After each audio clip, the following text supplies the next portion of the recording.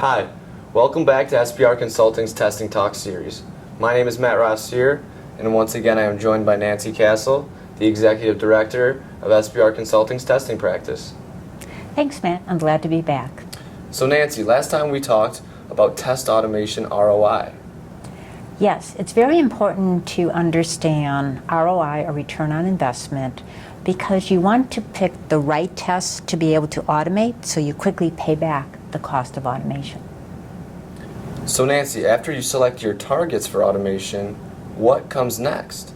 The next step is to determine your test automation approach. There's really two different approaches. One we call fragile automation, and the other is robust automation. Now there's a difference between the two. So when it comes to fragile automation, the cost to develop your initial test cases is substantially low, but it has a high cost of maintaining these scripts throughout their life. It's kind of tempting to do this because you can get automation up quick and fast, but it's the number one reason why automation is abandoned, because of the high maintenance cost. On the other hand, there's robust automation. In robust automation, it's a much higher cost to develop your test scripts and a lot lower cost to maintain them over their life. And Nancy, when you say fragile, what do you mean by fragile automation? Well, fragile automation is when you record and play back an automated script using one of the test automation tools. The way to think of it is when you record a script, you are capturing the page objects, the step methods, and the test data, and it's getting embedded into the script exactly the way you interacted with the page when you recorded it. So if that web page changes, your automation script may fail and you're going to have to fix it, which drives up the cost. It's even worse if you use that same script and you record it 10 times because you have 10 different permutations of data that you want to run through it. Then you have to update that script 10 times. Again, a huge automation cost. So when would you suggest using a recorded script? Well, there are some times where you can use a recorded script.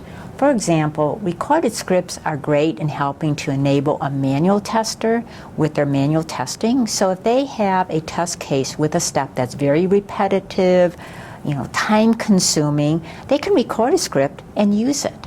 Manual testers can also use recorded scripts in order to create their test data. And if you're a performance tester, you can go ahead and record a script in order to use it within your performance test.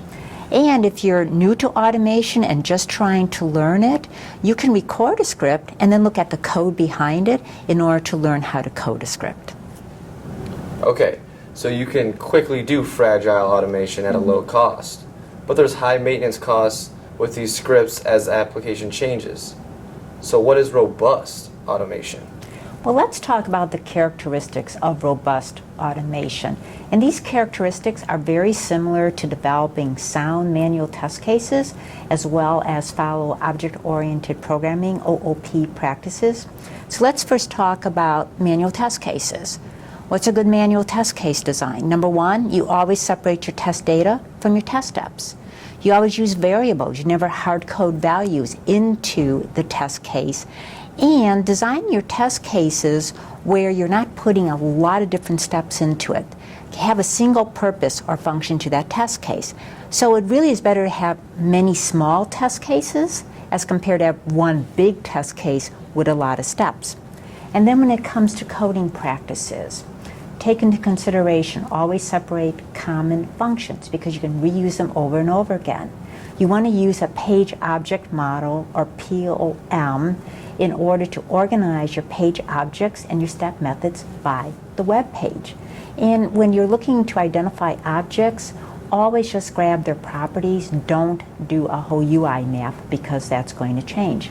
Some other things to consider is built-in exception handling, a logging feature, and also screen capture. That's really going to help you in analyzing your test results, and it will help you in reporting your defects.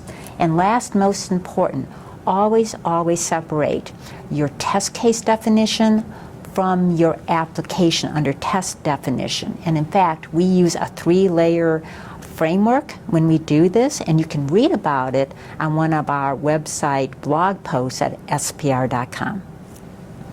Well, it sounds like there are a lot of considerations when building robust automation. Absolutely. There are a lot of considerations. I've only mentioned a few. There's many more. And it really points to the importance of having an experienced test automation architect really build and define your approach before you start writing code. And we'll be talking more about robust test automation frameworks in future talks.